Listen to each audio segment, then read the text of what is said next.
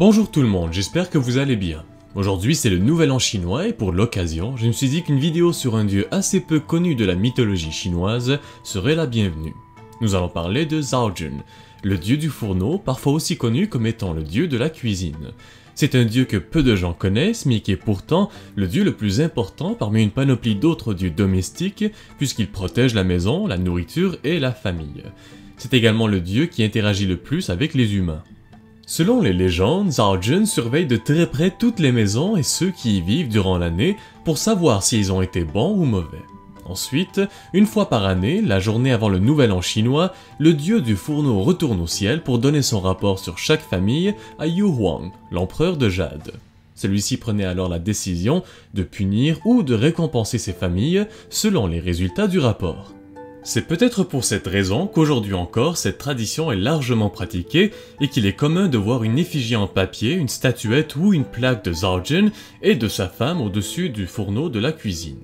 Cette image du dieu était là pour rappeler aux membres de la maisonnée qu'il était toujours là pour les protéger et les nourrir mais aussi pour les surveiller. Traditionnellement, on faisait des offrandes de nourriture et on brûlait de l'encens en l'honneur de Zhao Jun le jour de son anniversaire, qui était le 3e jour du 8e mois lunaire, mais aussi durant le nouvel an chinois, le jour où il devait monter au ciel pour faire son rapport. Cette journée-là, les familles nettoyaient la plaque ou la statuette à l'effigie du dieu et des offrandes de friandises et de miel lui étaient dédiées. On raconte que ces friandises avaient comme but d'adoucir les paroles du dieu pour qu'il ne dise que de bonnes choses. Pour d'autres, ces friandises avaient comme but de coller les dents du dieu ensemble pour l'empêcher de dire de mauvaises choses. L'origine exacte du dieu du fourneau est incertaine, mais on sait qu'il était inclus dans la religion traditionnelle chinoise depuis au moins le 2e siècle avant Jésus-Christ. Ce que nous savons aujourd'hui à propos de lui nous provient des contes et des légendes locales qui ont gagné en popularité au fil du temps.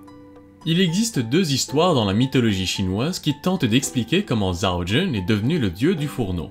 La plus populaire remonte justement au 2e siècle avant Jésus-Christ. On raconte qu'à l'origine, Zhao Jun était un homme mortel dont le nom était Zhang Lang. Il s'est marié avec une femme vertueuse avec qui il était heureux. Mais un jour, il finit par tomber amoureux d'une autre femme plus jeune et plus belle, et quitta la femme vertueuse avec qui il s'était marié. À partir de ce moment-là, Zhang ne connut que le malheur. Pour le punir de ce qu'il avait fait, le ciel l'avait maudit et affligé de malchance.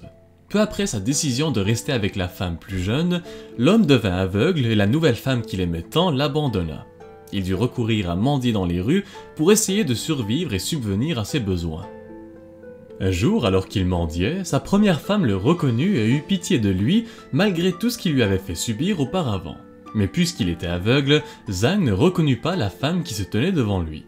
Ayant pitié de lui, la femme le ramena chez elle et lui prépara un repas de tous les plats qu'il aimait.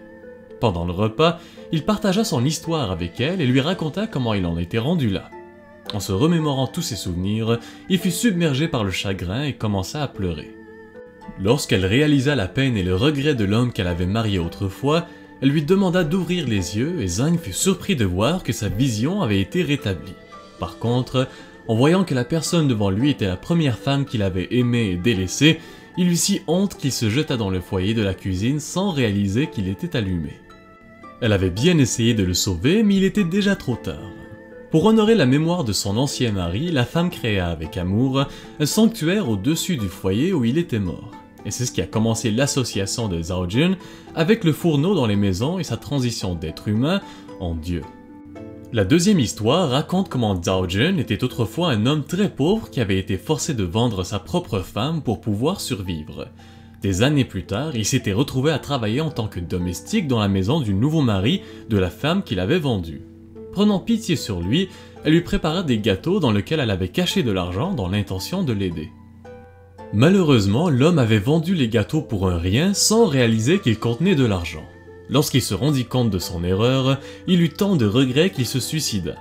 Généralement dans les traditions chinoises, ceux qui meurent par suicide reviennent à la vie sous la forme d'un jiangshi, une sorte de vampire dont j'ai déjà parlé précédemment dans la vidéo sur les origines des vampires.